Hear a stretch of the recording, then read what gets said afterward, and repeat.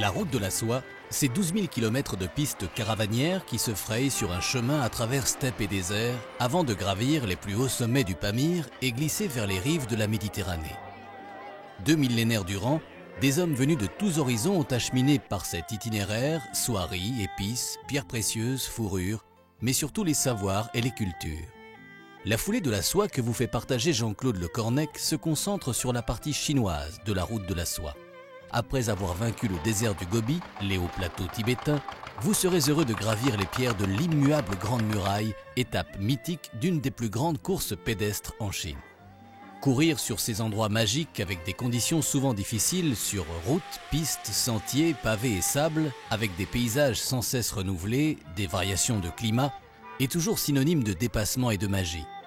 Les régions que traversent les foulées de la soie abritent un incroyable mélange de populations, des minorités huies, tout, mongols et tibétains, formant une richesse culturelle immense. Chaque région traversée prend une couleur différente, a une identité propre, une histoire. C'est certainement une manière extraordinaire et unique de voyager en alliant sport, culture et découverte. Les foulées de la soie, c'est une occasion formidable et originale d'assouvir ses désirs de voyage, de grands espaces et d'efforts physiques.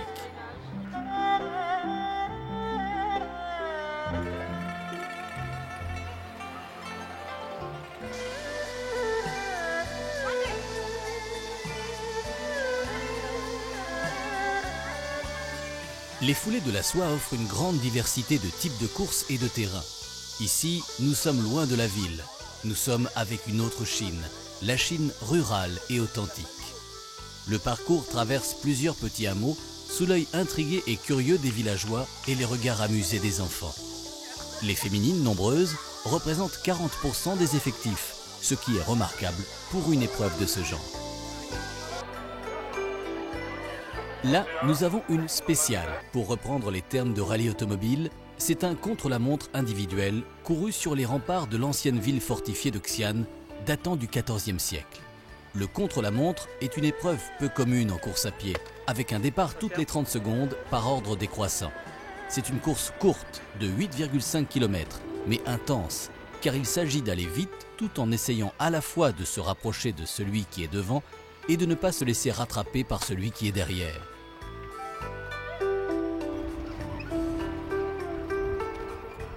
À une altitude de 1200 mètres, cette course est entièrement bitumée et tracée en plein centre-ville à Zhongwei, ville très populeuse de la région autonome du Ningxia.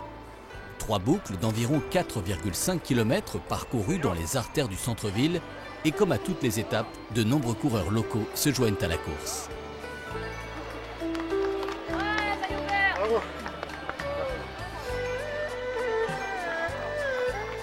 Les enfants, en se mêlant aux coureurs, donnent à cette course une note joyeuse et un air de fête.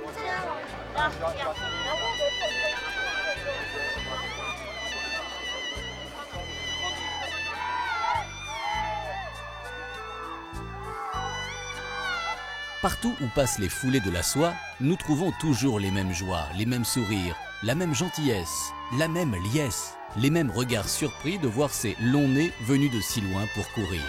L'accueil que fait la population aux foulées de la soie est vraiment fantastique.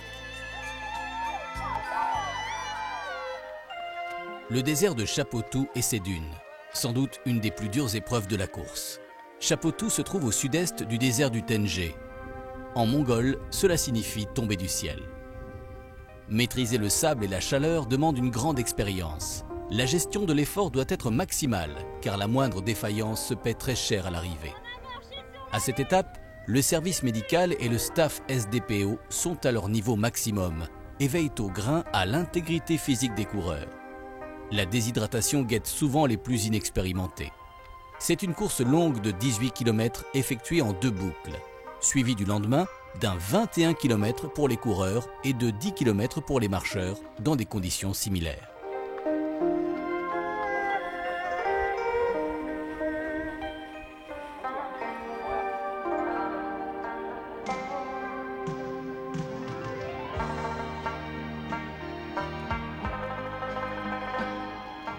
La caravane change de paysage. Et de la chaleur du désert, nous passons au climat froid et humide des hauts plateaux tibétains à 2175 mètres d'altitude. Les pistes détrempées et la boue collante ajoutent des difficultés supplémentaires aux organismes déjà bien éprouvés des participants.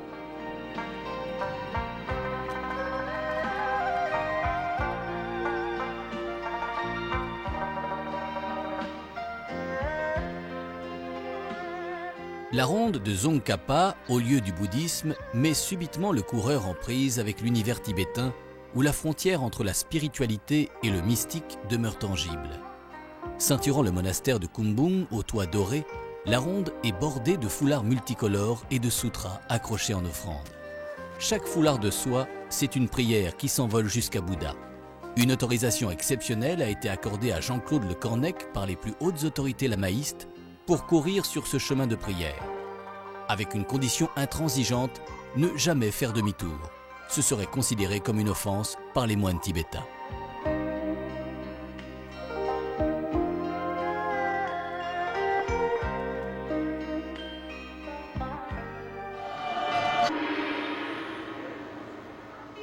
Les foulées de la soie sont certainement une façon extraordinaire et unique de voyager tout en alliant le sport et la culture. Si courir était le seul but, nous passerions à côté de moments inoubliables. Le fabuleux spectacle mondialement connu de la dynastie des Tang en est une preuve, si besoin est, de l'immense richesse culturelle de la Chine.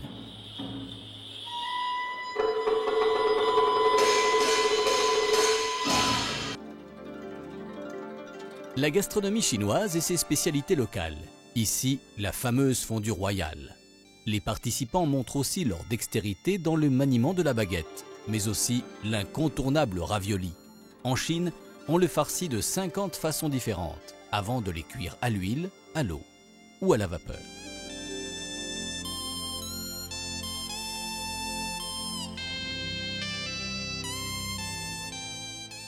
Visite d'une fabrique de jade.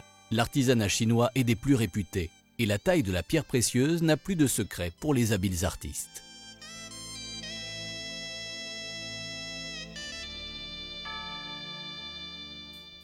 La nécropole du premier empereur Qin Shi Huangdi et ses 7000 guerriers en terre cuite, découverts par un paysan en 1974.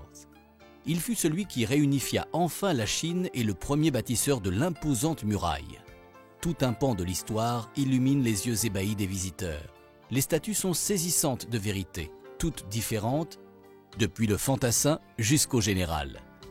À la vue de ces soldats en terre cuite, vous éprouverez des sensations inoubliables.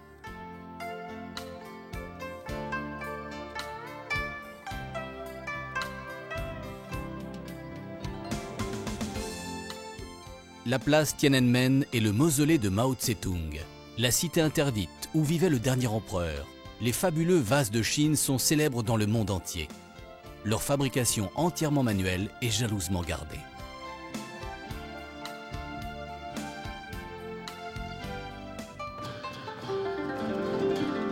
L'accueil des foulées de la soie est grandiose et majestueuse.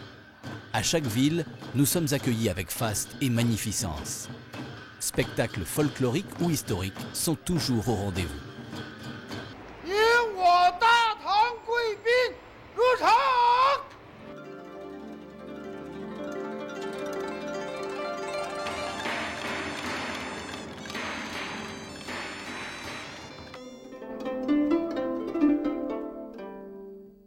Si vous ne l'avez pas vu, vous n'avez pas vu la Chine. Un vieux proverbe va encore plus loin en assurant que l'on n'est point homme tant que l'on n'a pas atteint la Grande Muraille, ni héros tant que l'on n'a pas foulé son chemin de ronde. La Grande Muraille représente un des plus grands défis dans une carrière sportive. Courir, grimper et descendre ces pierres mythiques est une entreprise périlleuse. Les 3 km de course, avec des milliers de marches, toutes de tailles différentes, allant parfois jusqu'à 50 cm de haut, mettront les cuisses à rude épreuve. Mais quel intense plaisir éprouve-t-on sur ces pierres millénaires?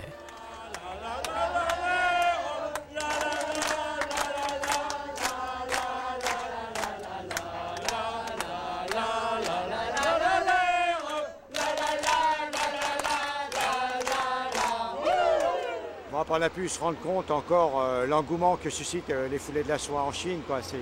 une organisation donc phénoménale. Maintenant, elle n'a plus rien à prouver. C'est vrai qu'on a du personnel en nombre parce que en plus du staff de SDPO organisation, on a le staff chinois.